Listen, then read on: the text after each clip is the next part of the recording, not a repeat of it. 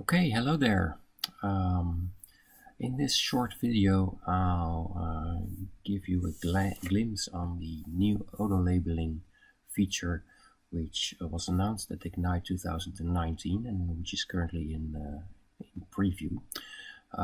Auto-labeling for information protection, you might wonder, isn't that already available? Yes, it can be configured within the label itself.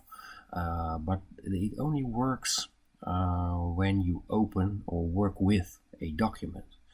And this new auto-labeling feature allows you to classify and detect, or detect and classify information which is stored in SharePoint Online or OneDrive for Business. So basically at rest. Which, well, until now you really needed the Cloud App Security, Microsoft Cloud App Security platform to be able to detect that kind of information. So let's look at those auto-labeling options. I have them over here within my sensitivity label overview, and as you can see, I already have one enabled. This is one which scans for financial data in SharePoint and OneDrive for Business. So let's create such a policy and take a look. Well, first of all, you can choose which information you want to apply your label.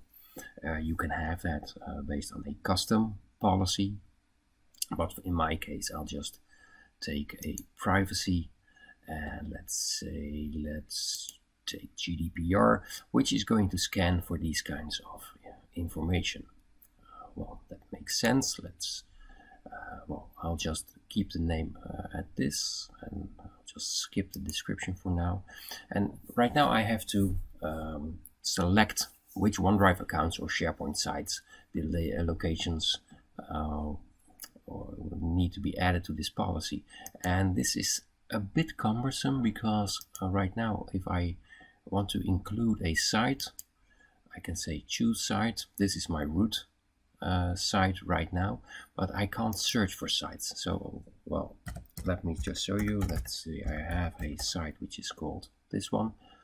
It already states I have to enter the URL, so right now it won't find my site. So, okay, let's enter the entire URL.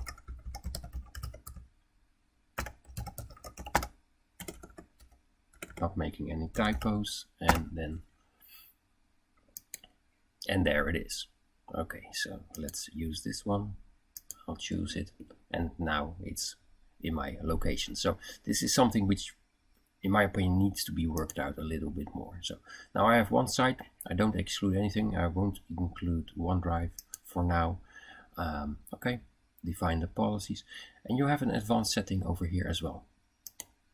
Well, let's take a look at what the advanced setting does. Okay, it basically gives you an overview of your sensitive data which needs to be found.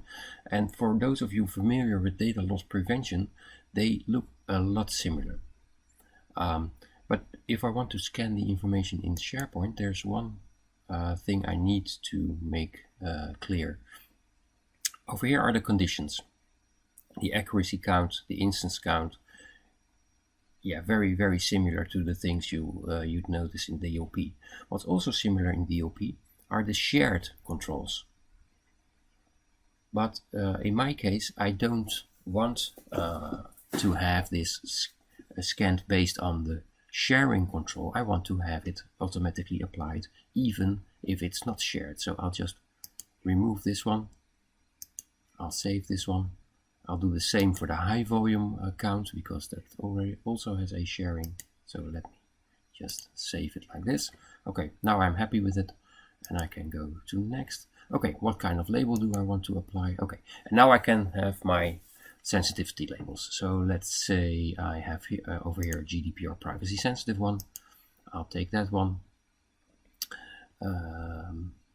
And I'll just go to next. And this is very neat. This is kind of like a safety net. Before you can just turn it on, the system will give you the option to test it out. After you've tested it out, it will show you what kind of information was found, so you can check if there's any false positives, if the policy needs to be adjusted, etc. When you're done doing that, then you can turn on the policy, and then the information will be classified and detected and classified. So for now, I'll just say, yeah, test it out. I've got 2 rules for my SharePoint, 1 SharePoint site, and just so.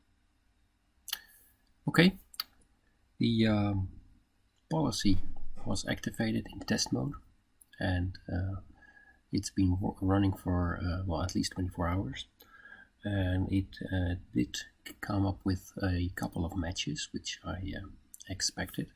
So over here you see the dashboard you get after the test run.